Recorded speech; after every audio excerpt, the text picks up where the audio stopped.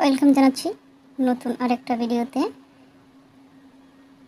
চলছে পুরা দমে তালের সিজন। আর এই তালের সিজনে আমরা তাল দিয়ে কত রকমের রেসিপি তৈরি করে থাকি। আজকে আপনাদের জন্য একটা লোভনীয় শাক ও তালের রসের পায়েস রেসিপি নিয়ে হাজির হলাম। আর এটা এতটাই দুর্দান্ত লোভনীয় যে পরিবারের সকল মেম্বারদের নিয়ে খাওয়ার মতো একটা রেসিপি। এটা খালি খালি অথবা রুটি দিয়ে আপনারা খাইতে পারেন। এই দুর্দান্ত লোভনীয় রেসিপিটা যে কারো কাছে প্রিয় হবে আশা করি। চলুন তাহলে দেখা যাক আমি এটা কীভাবে তৈরি করে নিলাম। আমি একটা বলের মধ্যে কিছুটা পানি নিয়ে নিচ্ছি, আর এরকম একটা স্টিলের চাকনিতে দুমুট শাকও আমি ধুয়ে পরিষ্কার করে নিচ্ছি।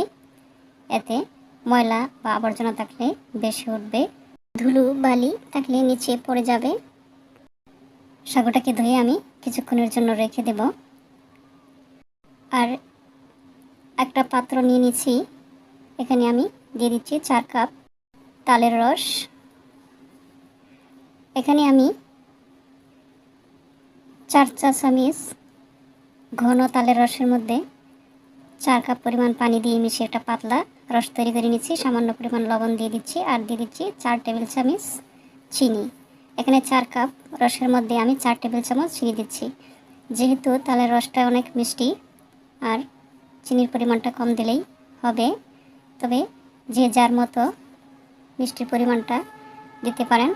নেড়ে চেড়ে চিনিটাকে একটু গলিয়ে নিচ্ছি।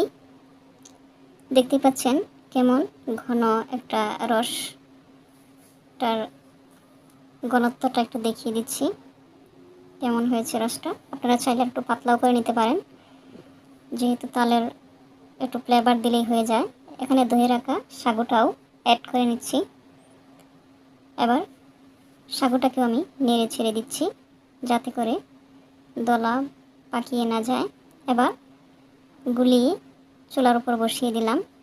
আমার রান্নাঘরের চুলার লাইটিংয়ের আলোটা অনেক সুন্দর এসেছে, তাই কালারটাও পারফেক্ট এসেছে। দেখতেই পাচ্ছেন ঘরের আলোর চেয়ে রান্নাঘরের আলোটা অনেক সুন্দর। আমি একটু তালের রসের ঘনত্বটা আমি দেখাচ্ছি কতটা। পাতলা করে নিলেই বেটার হয়, তবে ঘনত্বের কারণে একটু ঝাঁঝালো বা তালের যে সেন্টটা একটু বেশি বেড়ে গেছে। আপনারা চাইলে আর একটু পাতলা করে নেবেন রসটাকে। এক্ষেত্রে তালের যে ঘন রসটা একটু কমিয়ে দিলেই হয়ে যাবে। অনবরত নাড়তে থাকবো যেন নিচে তলানি পেকে না যায়, আর শাকগুলা একসাথে দলা পেকে না যায়। এভাবে অনবরত নাড়তে হবে যতক্ষণ না বলক আসতেছে।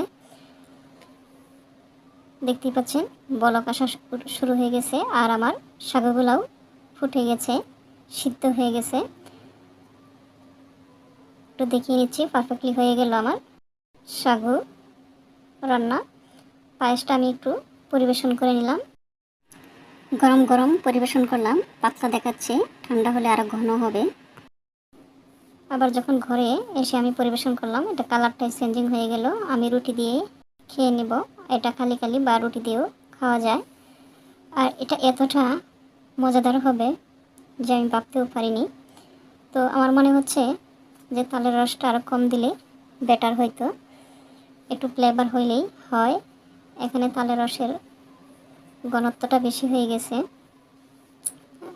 ঘনত্ব নয় তো তালের রসটা বেশি দিয়ে দিয়েছি, যে কারণে একটু ঝাঁঝালো লাগতেছে, বেশি সেন্ট হয়ে গেছে তালের রসে। আপনারা চাইলে তালের রসটা একটু কমিয়ে দিবেন।